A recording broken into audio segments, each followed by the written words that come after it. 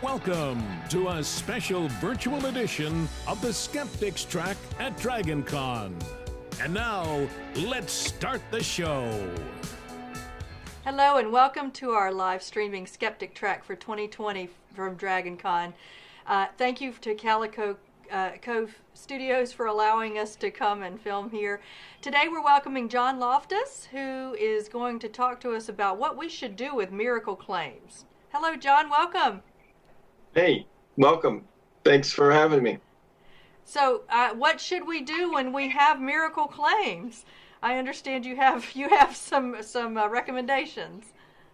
Well, I do. I mean, most miracle claims don't have any relevant objective evidence for them. Most all of them. All of them probably don't have any objective evidence for them. And in that case, you should simply dismiss them like a court judge would do. And what he does is he explains why he dismisses a case to the people involved, and he's done with it. He says usually it's because of the lack of evidence I dismissed this case, at the defense lawyer's insistence. So just like Christopher Hitchens had said. So it's a takeoff of Christopher Hitchens, and I'm arguing in his defense. I'm saying that he's correct to say that which is asserted without evidence can be dismissed without evidence. Okay, so I understand we have a video? We do. Okay.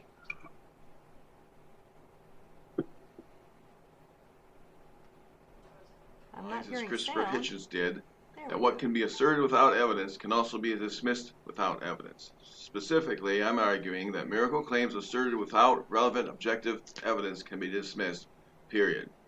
I think all reasonable people would agree, without any relevant objective evidence, miracle claims should be entertained, considered, believed, or even debunked.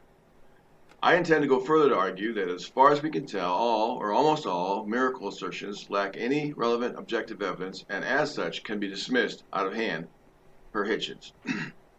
Once there is relevant objective evidence for a miracle claim, that changes matters, but then it shouldn't be dismissed outright. The problem is that all, or almost all, miracle assertions lack any relevant objective evidence, while none of them has sufficient objective evidence for them. Even if believers disagree, they might still agree that all, or almost all, the miracle claims of other religions should be dismissed. Like me, they dismissed them out of hand. And on his point, just think of Joseph Smith's supposed miracles, miraculous golden plates, the supposed Marian apparitions at Lourdes, France in 1858, the claim that Muhammad flew to heaven on a winged horse, the assertion that Buddha emitted flames from his upper body while gushing forth water from his lower body, or that Lord Shiva drank poison to save the universe. Depending on your own religious enculturation, you too dismiss these other unevidenced miracle claims out of hand because they lack any relevant objective evidence, and rightly so. To be clear, when we dismiss a miracle claim, it doesn't mean we don't have a responsibility to share with believers the reasons why we dismiss it. I think we should explain why. Especially if there are a great number especially if there are a great number of believers in a society who need to know. We should do what judges do before dismissing a court case. They explain why the case is being dismissed so people can understand. Many times it's because there's a lack of evidence, so just say so. Apart from this, there isn't a reason to respond in depth at all. I've also argued elsewhere that ridicule is sometimes an appropriate response. Again, I'm arguing that as far as we can tell, all or almost all miracle assertions lack relevant objective evidence, and as such, they can be dismissed out of hand. In saying this, I cannot deal with every miracle claim. I haven't even heard of them all, much less study them out. Others have done a good job of that, though, especially the amazing James Randi, Joe Nickel, the only full-time paranormal investigator, and Skeptics Society, Michael Shermer, so I refer to them. From the outset, I'm forced to admit we cannot, technically speaking, completely rule out the possibility of a God who performs hidden, unevidenced miracles. God may do them, despite the fact that no reasonable person should believe that he did. This technicality won't grant believers any hope to pry open the floodgates of their sect-specific miracle assertions, though, for three good reasons. For one, if a God performs hidden, unevidenced miracles, then no reasonable person should ever believe he does them. Reasonable people need sufficient objective evidence to accept them. Unevidenced miracle claims, by definition, have no evidence for them, so they might as well not occur at all. They would not be able to produce reasonable belief, though, if belief was important to a God. that should be the end of it. Jim.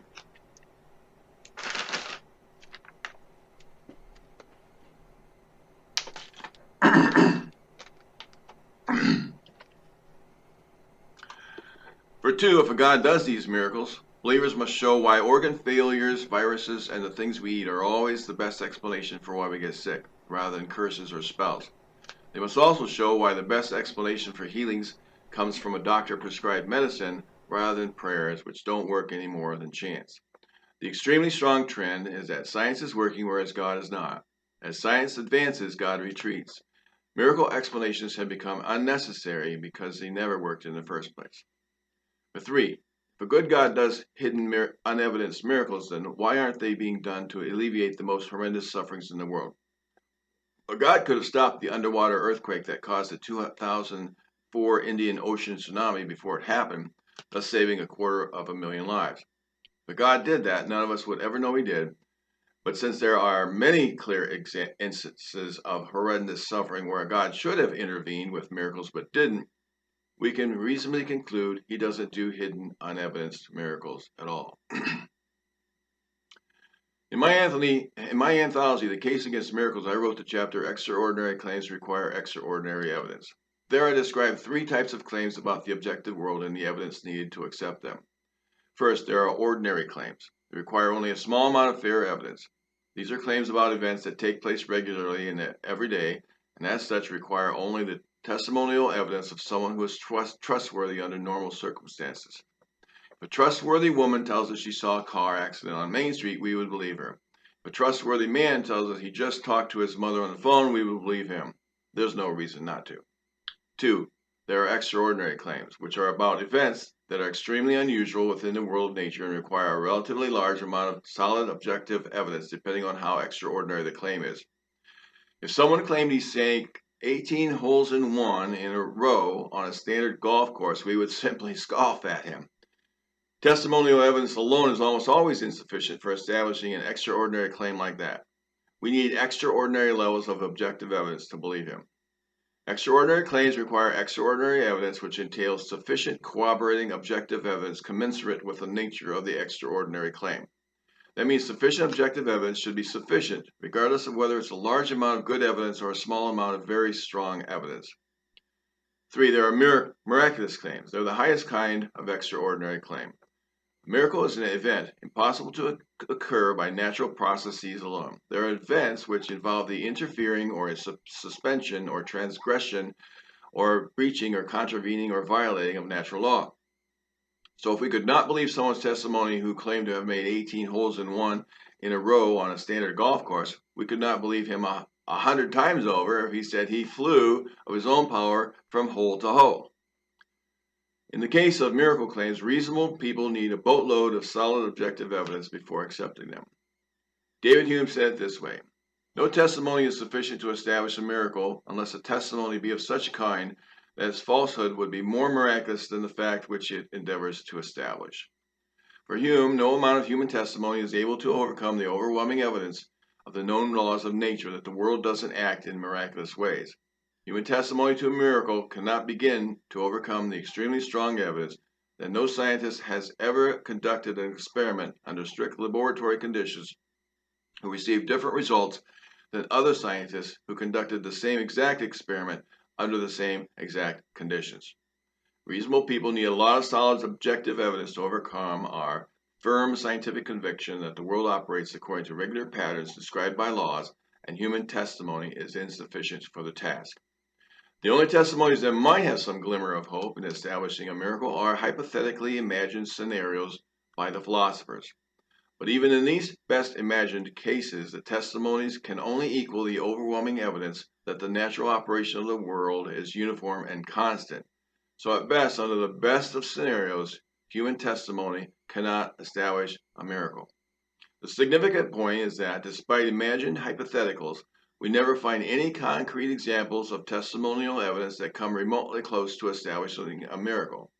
Hume concludes, therefore, we may establish it as a maximum that no human testimony can have such force as to prove a miracle and make it a just foundation for any such system of religion.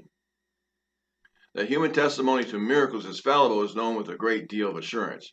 They are insufficient because people typically misperceive, misunderstand, and misrepresent what they thought they saw, mostly due to a whole host of cognitive biases.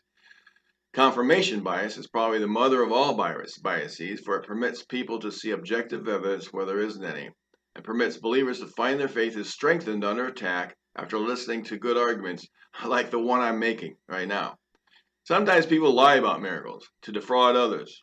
A forensic television show I watched had a character say, "The evidence doesn't lie, people do." Establishing miracles requires a sufficient amount of solid objective evidence, not mere testimony, and even far less second, third, fourth-handed hearsay testimony from people who are not eyewitnesses, like what we find in the Bible. Just as hearsay testimony isn't allowed into a courtroom, because we would want to cross-examine any supposed eyewitnesses for accuracy, consistency between other supposed eyewitnesses, and completeness of story being told. We'd especially be interested to know if, like the Mormon witnesses of the supposed golden plates, any of them recanted, which they did. We know that of them, but do we know that of any of the original disciples whose second, third-hand testimonies claimed that they saw the risen Jesus? But if there is no objective evidence and only hearsay testimony, then there isn't even a case. You can just imagine the scenario in the courtroom. Judge says, "Present your first witness."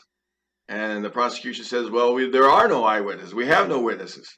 And he says, "All right, well then, do you have any objective evidence?" And the prosecutor says, "Well, no, we don't have any objective evidence either." And then you just see the defense lawyer smirk and say, "I motion to dismiss the case." Again, for emphasis, every testimony of a miracle might be reporting the truth. However, without sufficient objective evidence, reasonable people should not accept any of them, and without any objective evidence at all, they should dismiss them all. In a like fashion, maybe aliens really did abduct a man, but without any objective evidence, there isn't any reason to believe his testimony. Objective evidence of his alien abduction would include things like him being beamed back down the very next day into a large crowd of family and friends as an older man, and view of the alien spaceship, who now shows a superior technological knowledge beyond our comprehension, having in his hand a mysterious rock not from our planet, who was implanted with a futuristic tracking device and is now able to predict the future with pinpoint accuracy. That's objective evidence. No reasonable person would reject his story, but we never have this kind of strong objective evidence, period. When I argue for the non-controversial idea that miracles require relevant objective evidence, many believers will quickly switch topics. Here are 4 ways they do. Believers will sidetrack us into explaining what science hasn't yet explained, even though science has amassed enormous amounts of information so far. They'll ask where this universe came from, or life itself. They'll ask for objective evidence of beauty. They'll go on to ask us to account for the laws of logic, or explain how we know we're not in a matrix or dreaming right now, or being deceived by the devil. These are all distractions or red herrings that take our attention away from the question at hand, that is, whether reasonable people can accept miracle claims such as a hand that instantaneously turned leprous, or a river that turned to blood, or a sun that stood still, or a man who was swallowed by a great fish who lived to tell about it. Some interpreters, of course, would disagree, but those are some of the miracles that many conservatives do believe in. These are many of those miracle claims in the Bible, and they're about the objective world, and therefore they require sufficient objective evidence, even if there is a God. A supposed revelation from a God who whispered privately into the ear of an alleged inspired writer is emphatically non-objective evidence for these claims. It's only subjective evidence of someone claiming to have heard God speak. 2, believers will focus on irrelevant objective evidence like ancient manuscripts and archaeological findings. Yes, we have 4th century manuscripts, but that's only objective evidence of ancient non-eyewitness, second, third, fourth-handed down hearsay testimony as written by authors who are not themselves eyewitnesses. So it's irrelevant. They point to objective evidence, such as the archaeological findings of the Pool of Siloam in Jerusalem, where Jesus supposedly told a blind man to go and be healed and was healed. But findings like these are not considered irrelevant objective evidence. At best, what Christians have are archaeological findings that are consistent with what they believe.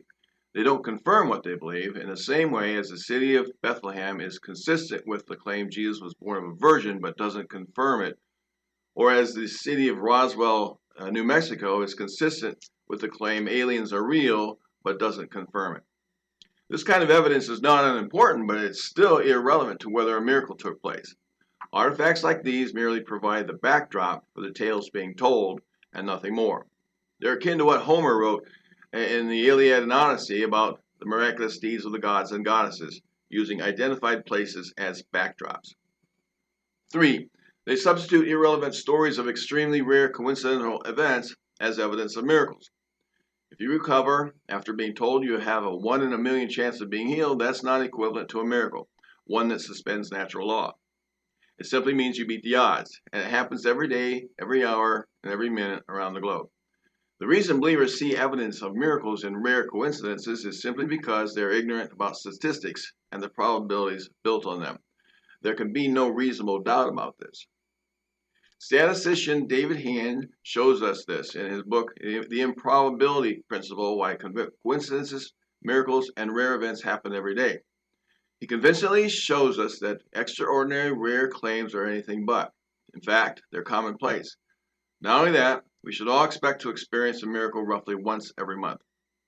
He's not a believer in supernatural miracles, though, saying, no mystical or supernatural explanation is necessary to understand why someone is lucky enough to win the lottery twice or is destined to be hit by lightning 3 times and still survive. Unquote. He and a growing list of statisticians are making the same point. Extremely rare events within the natural world are not miracles, period. We should expect extremely rare events in our lives many times over. No gods make these events happen. 4. Believers will finally cry foul, claiming that the kind of objective evidence needed to believe cannot be found, as if we concocted this need precisely to deny miracles. No, this is simply what reasonable people need. If that's the case, then that's the case. Bite the bullet. Since reasonable people need this evidence, God is to be blamed for not providing it. Now, why would God create us as reasonable people, then not provide what reasonable people need? Once honest inquirers admit the objective evidence doesn't exist, they should stop complaining and be honest about its lack. It's that simple. If nothing else, the God who desired our belief could have waited until our present technological age to perform miracles, because people in this modern scientific age of ours needs to see the evidence.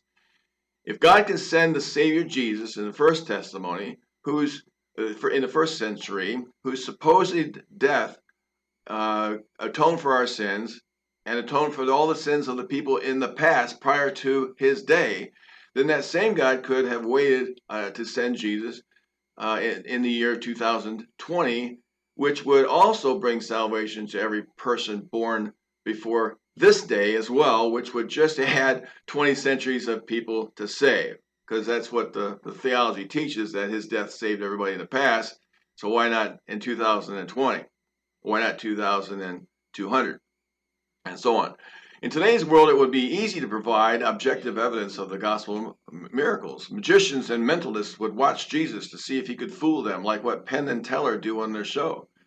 There would be thousands of cell phones that could document his birth, life, death, and resurrection. The raising of Lazarus out of his tomb would go viral. We could set up a watch party as Jesus was being put into his grave to document everything all weekend, especially his resurrection. We could ask the resurrected Jesus to tell us things that only the real Jesus could have known or said before he died.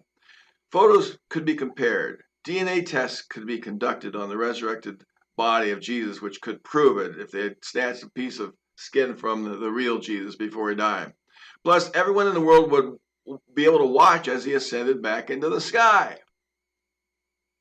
This is how to properly think of miracle claims. We simply have to ask for relevant objective evidence. Now, if it doesn't exist, then say so, say why, and be done with it.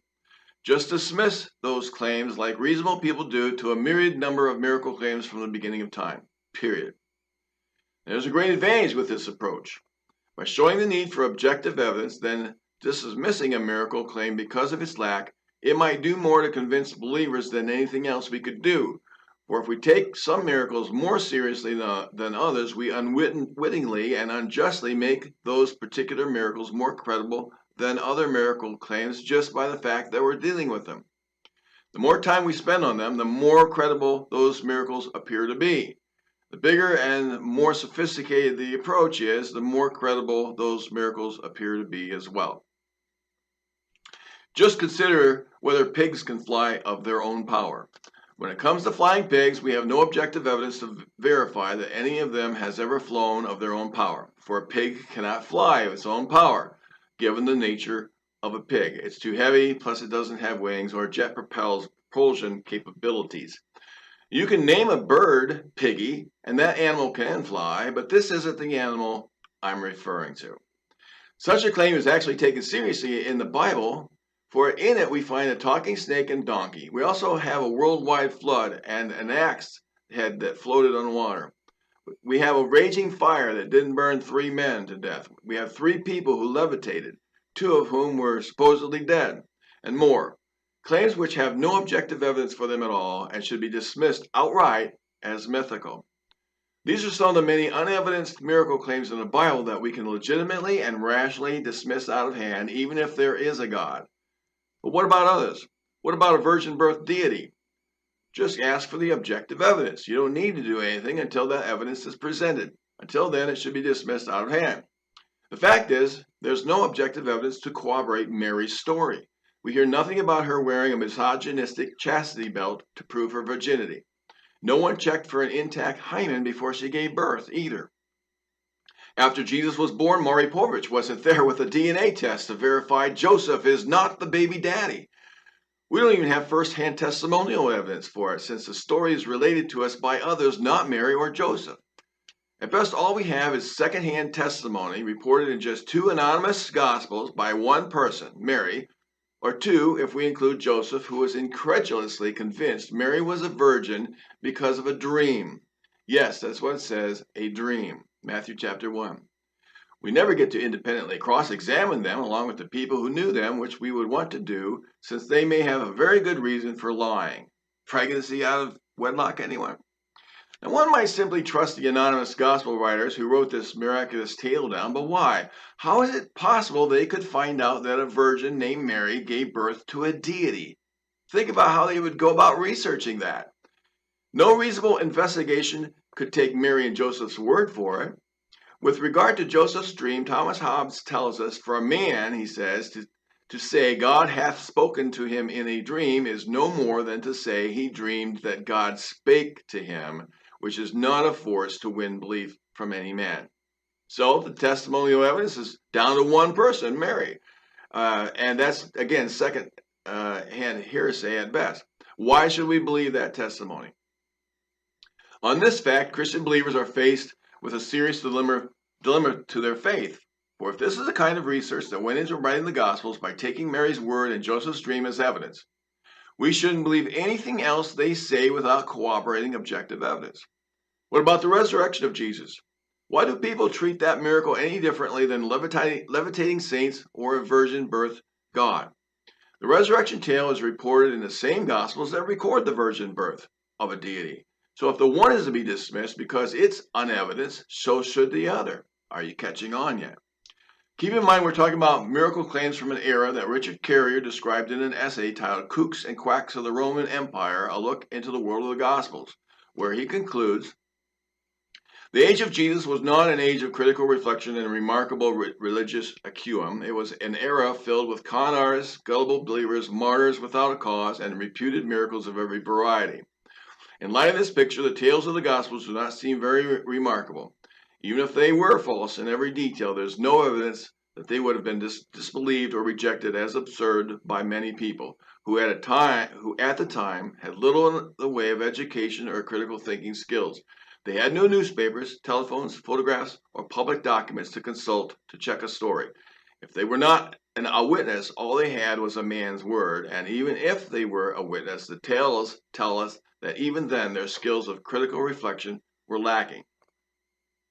What we find exclusively on behalf of miracles in the Bible is human testimony, ancient, pre-scientific, supernatural, superstitious human testimony second, third, fourth-handed human testimony, conflicting human testimony filtered by editors, redactors, and shaped by early Christian debates for decades and centuries in the ancient pre-scientific world, where miracle claims were abundant without the means to discredit them.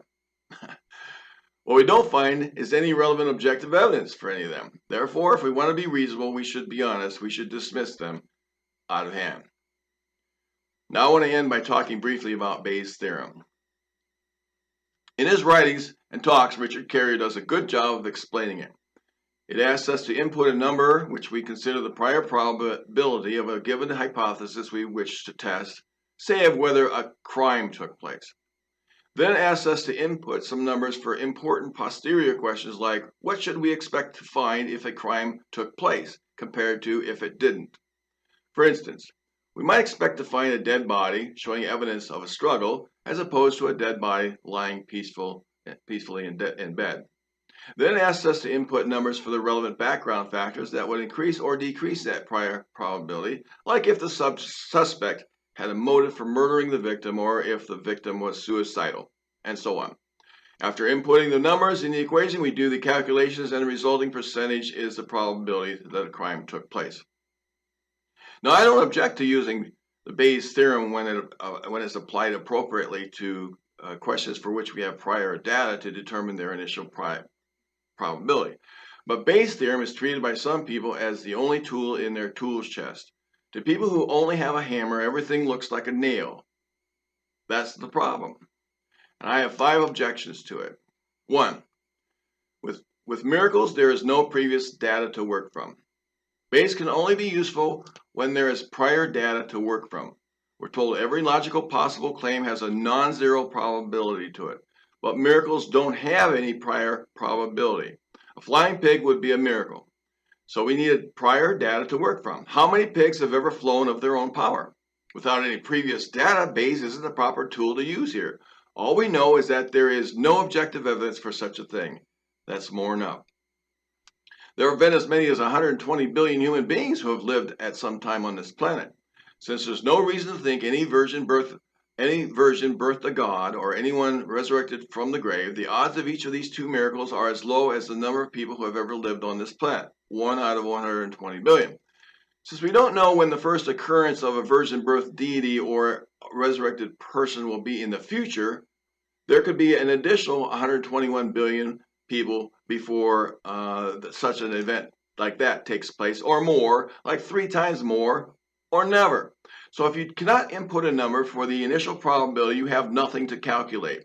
It's argued that we should be generous with our numbers when dealing with miracles by inputting a better sounding number. But why? Why be generous if we're seeking truth? I see no reason to do so. 2. Bayes won't help clarify our differences. We don't need Bayes to know where our differences are to be found. We already know. The main difference between us is that believers value faith, blind faith, the only kind of faith there is, faith without objective evidence, while non-believers value sufficient objective evidence. That's why we're non-believers, and that's why believers continue to believe based on ancient second-hand hearsay testimony about a miracle. 3. Bayes gives undue credibility to some miracle claims over others when none of them have any objective evidence for them. I've written a book called Unapologetic on why responding to fundamentalist arguments in kind gives their beliefs a certain undeserved respectability. To treat this resurrection story as if we have some objective evidence for it when we don't is to give it undeserved credibility over other miracles, especially the ones located in the very gospel text where we read of the resurrection. Why is no one doing a Bayesian analysis of the virgin birth Son of God? That's the point. The only response to a claim that a pig can fly on its own power is to see one fly under test conditions. Lacking any objective data that shows pigs can fly of their own power, the proper way to deal with such a claim is to dismiss it. To go through the motions of calculating such a probability, beginning with a completely made-up non-zero prior probability, is foolishness and would give people the credibility they so desperately crave for such a bizarre claim because we took it on. 4. Bayes won't help convince anyone. Bayes is probably worse off in terms of convincing others, for the only people who would sludge through it are far less likely to be convinced by it. Just ask to see the objective evidence, and if it's lacking, like it is, then dismiss it. The truth is, people who use Bayes are coming to very different conclusions. Vincent Torley calculated that there's about a 60 to 65% chance that Jesus rose up from the dead. Now, after reading Michael Alter's excellent book, Resurrection, A Critical Inquiry, he doesn't think historical evidence can even show a miracle happened. So it's down quite a bit from that initial 60 to 65%, probably down to 25, 30% for him. Who knows? Richard Swinburne calculated that the probability of the bodily resurrection of Jesus is 97%. That's much higher. Timothy McGrew and Lydia McGrew calculated the odds of the resurrection of Jesus to be 1 followed 45 zeros. It's 1 to 1 and 45 zeros. I don't even know, I can't even pronounce that number. Can anyone do better? Richard Carrier's estimation puts the probability that Jesus didn't exist at 67%. That is, it's 67% probable that Jesus never existed. So much worse for his resurrection. If Bayes helps us, then why does it produce these wide, diverse results? Tools are supposed to help. And 5, finally, imagining what might convince us is largely an exercise in futility. Bayes asks us to imagine what might convince us of a given hypothesis. This is a reasonable request in criminal trials and other kinds of scenarios where actual evidence is being considered. But in order to imagine what would convince us of miracles, it would require changing the past. And that can't be done. If I could go back in time to watch Jesus coming out of the tomb, that might work. But I can't travel back in time. If someone recently found some convincing objective evidence dating to the days of Jesus, that might work. But I can't imagine what kind of evidence that could be. As I've argued, testimonial evidence wouldn't work. So a purported handwritten letter from the mother of Jesus is insufficient. If a cell phone is discovered and dated to the time of Jesus, which contains videos of him doing miracles, that might work. But come on, this is as unlikely as his resurrection. If Jesus, God, or Mary themselves were to appear to me, that might work. But that has never happened, even in my believing days, and there's nothing I can do to make it happen either. In any case, imagining what could convince us of a miracle only arises when using the hammer of Bayes on the nail of miracles. Imagining evidence that could convince us Mary gave birth to a divine son sired by a male god is a futile exercise, since we already know there's no objective evidence for it. One might well imagine what would have convinced us in 1997 that Marshall Applewhite of the Heaven's Gate suicide cult was telling the truth that an extraterrestrial spacecraft following the comet Hale-Bopp was going to beam their souls up to it if they would only commit suicide with him. One might even try to imagine today that what would convince us he and his followers are now flying around the universe. Such an exercise is tomfoolery. Thank you so much for your consideration.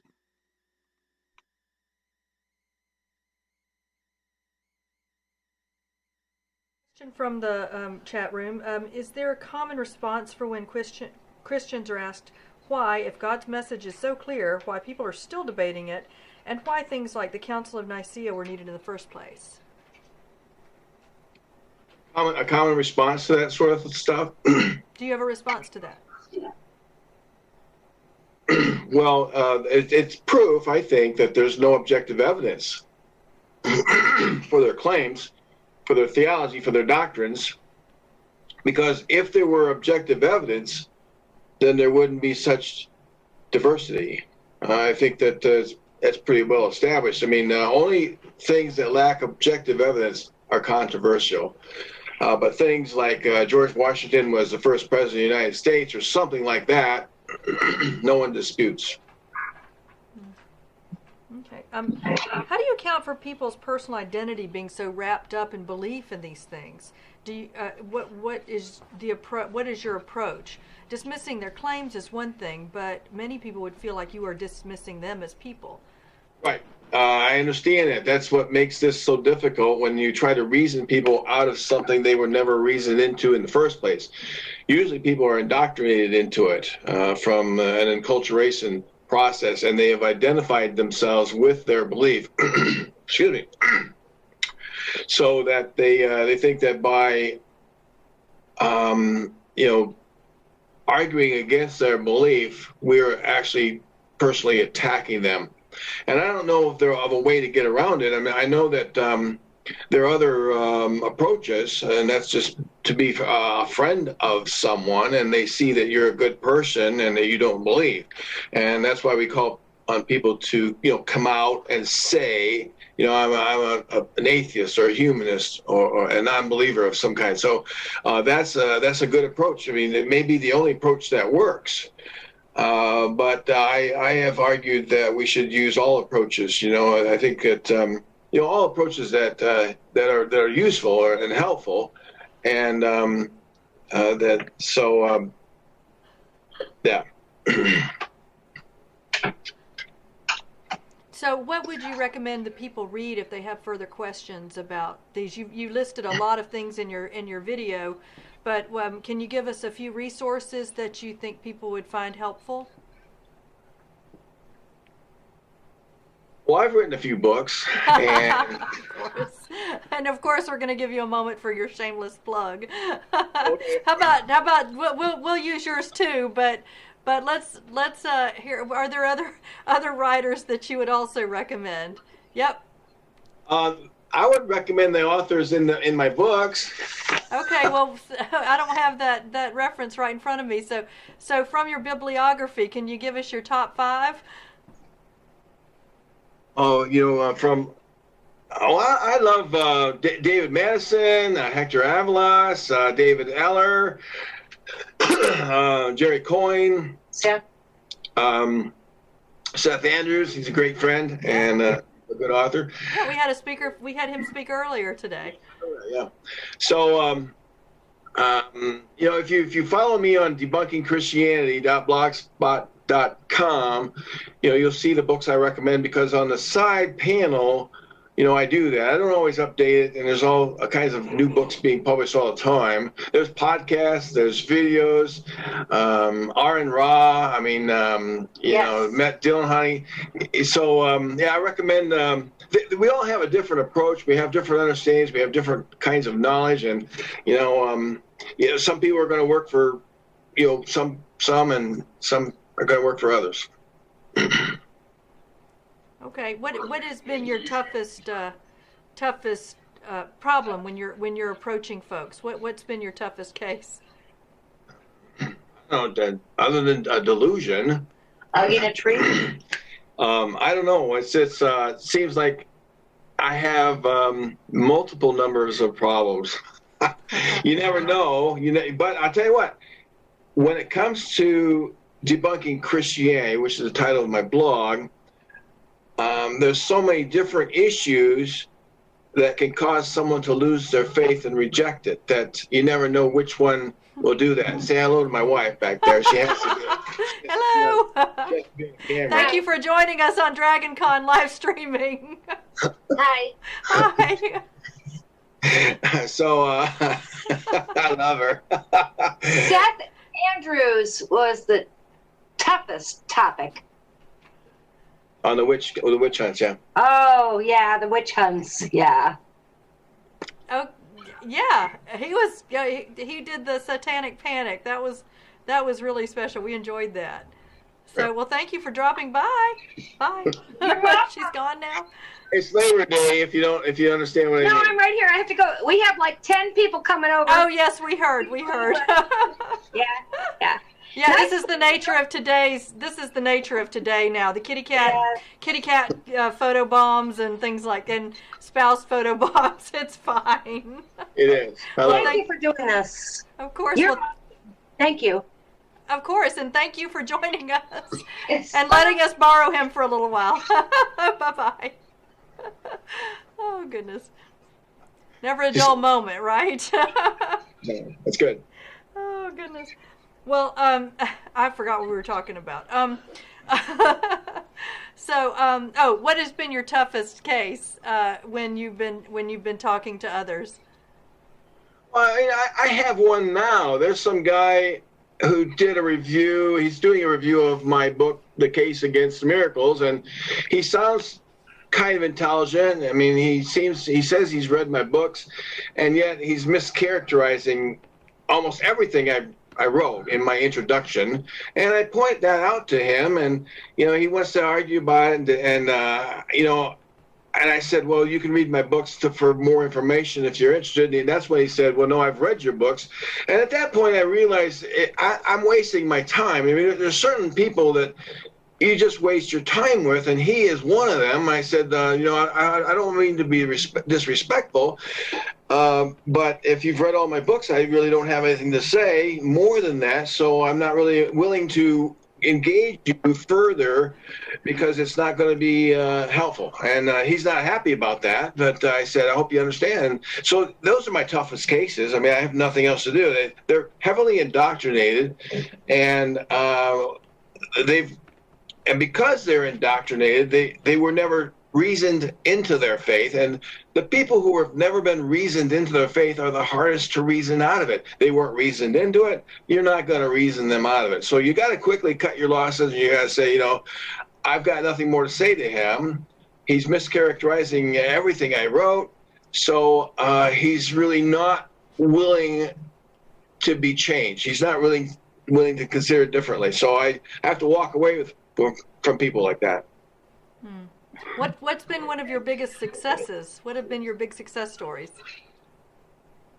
Well, you know, I get emails and text messages and Facebook requests for friends from people, you know, a few times a month, you know, not many, but, you know, they're pretty happy with my writings, and they'll say I've changed their lives, and I'm stunned.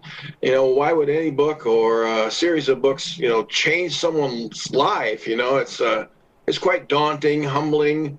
You know, it's also exciting in a way. I mean, they ought not to do that, because if they do that, I'll just continue writing more and more and more. So, but they do, and that's pretty exciting to me. I don't think that people are going to be convinced by a soundbite, a tweet. I was going to say Twitter. I don't think that people are going to be convinced by a blog post, you know, or a Facebook wall post. They need to hear a sustained, you know, case against something. And so, you know, I've got books that do that, and not that others aren't changed by a tweet. I'm just saying that there are a lot of people who won't be changed by just one tweet. You know, that's all. Yeah. What are you working on now, or next? What's coming down the pike? 2 books, but let me mention one. It's already been accepted for publication. And we're in the process of putting it together. It's called, tentatively called, it's called God in Horrendous Suffering. And what we want to do is we want to take the worst case scenario for a perfectly good God. I mean, if there's a perfectly good God, then let's not talk about a cut on the finger. Let's not talk about an earache, or, you know, you tripped and you fell, you scraped your knee. No, let's talk about the most horrendous kinds of suffering, and let's try to account, you know, just see if a perfectly good God can account for that. And there's 3 different sections in it. The first one talks about things like the Holocaust, child suffering, gratuitous suffering, which is suffering that has no reason. And we look at the various responses to that. Then the second section, we talk about certain theological kinds of concerns. And the last section, we talk about the effects of God's inactivity in the world. So I'm pretty happy about that, pretty excited about it, actually. It's just going to take a while, maybe about a year, to go through the process of putting it out. Okay, so that's the first book, and you said you have another one? Well, the other one is I was asked to co-edit a book on Jesus mythicism, and I think there'll be a lot of people interested in that one. It's just it's going through the publication stages, and what we do is we have several different authors who give various ways in which the Jesus stories may have started, and you know. You've got someone peeking over your head. It's Labor Day. Did I tell you that? You did. We know. Yeah. We started celebrating long before 5:30. All right. Well, yeah. So Jesus mythicism. I'm not typically a Jesus mythicist. I was just asked to help co-edit the book. But what I will say, and I think every non-believer will agree with me about, is that the Jesus we read about in the Gospels never existed. You know, the one that was born of a virgin, you know, the one that rose from the dead, the one that transfigured. I have all kinds of fight. Time for me, I tell you that. My dog. It sounds like you're being mauled by wild dogs. Are you okay? I have to let her out of my room now.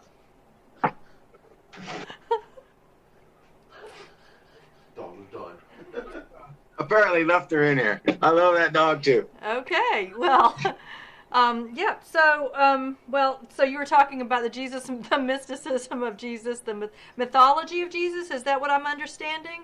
The idea that Jesus never existed. It's a book on Jesus mythicism, and that's and these authors, including Robert Price, the co-editor, and David Fitzgerald and others, they're looking at different explanations for, you know, where the Jesus tales originated if they didn't originate with a real person, and it's fascinating. There's several different theories, and it'll be a good seller. I think people who do not believe in the Gospels will find that interesting, and they'll want to read it because they'll want to know. Well, okay, now if Jesus in the Gospels is clearly something I can't believe in, then how did it get started? You know, what's the origination of these things? And so then this book will act like an you know, a way to explain, well, here's one theory and here's a different theory, and they can sift through them and decide for themselves.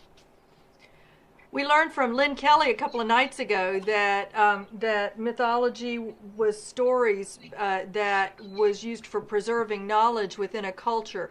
Have y'all covered that in that book? I think that would be fascinating to find out if the experts seem to agree. No, but I'm interested in another chapter if you want to write it. I'm going to have to defer to the expert on that one.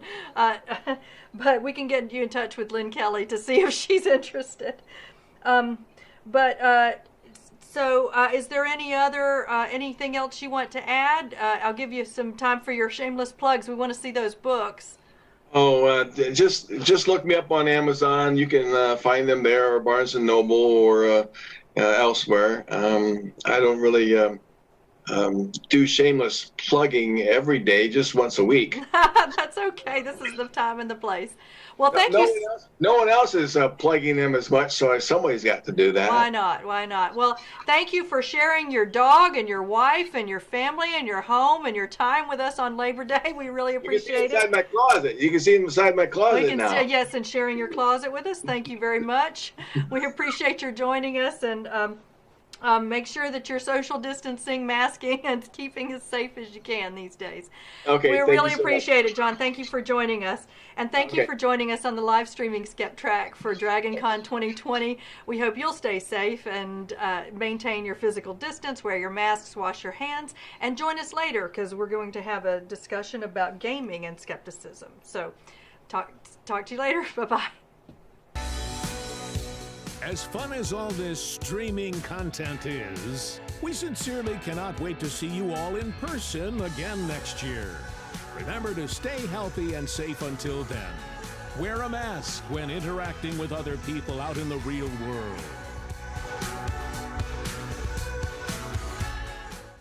Want more Skeptrack? Get more than 10 years of Skeptics Track programming at our video archive. video.skeptrack.org